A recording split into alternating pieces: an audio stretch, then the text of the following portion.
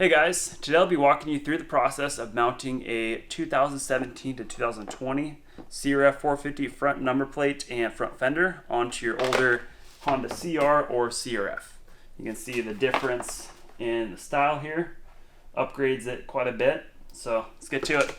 First things first, obviously we'll need to remove the old front number plate and front fender.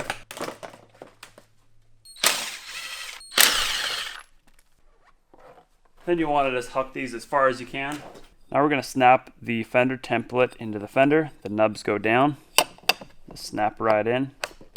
Ooh, that is nice and tight. And then we're going to take a 3/8 inch drill bit and just simply drill right through these 4 holes here.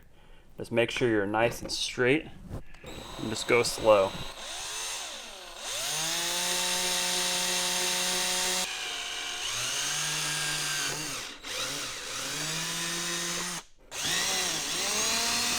So these will be your new 4 mounting holes. Just want to clean up any leftover bits there. Then we're going to bolt the fender onto the bike just using the OEM hardware. So you want to place the flange washer like so. It just mounts up exactly like the stock fender would. Now we have the number plate bracket for 2004 to 2007 models. It's going to look like this. It's going to mount on the top side. Just fit right over that nub on the triple clamp. And we're going to use the supplied bolt and washer to secure that into place.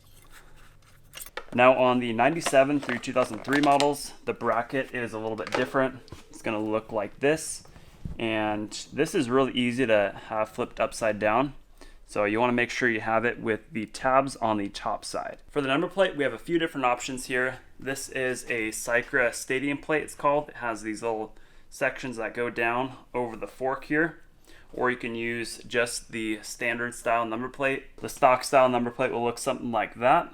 Now I prefer to use the CRF plate just because it attaches better and lines up better. And I think it looks better too. Now if you're using the CRF Stadium plate, I would recommend using these vinyl strips. These go on the forks. Just basically a clear vinyl piece.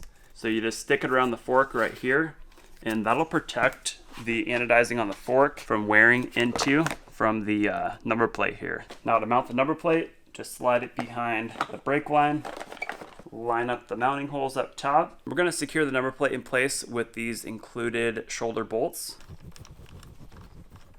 Kind of wiggle the number plate as it's going on so that way it finds its home. And then on the CRF number plates, it has this little brake line guide.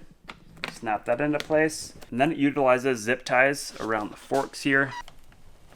Just wrap around like so. So that's it for mounting a newer front fender and number plate on your bike. Looks a lot better, I think, and just fits up perfectly. So one thing to keep in mind when you do graphics on the number plate or front fender, you want to make note of that to your graphic designer so that way they can adjust the templates there.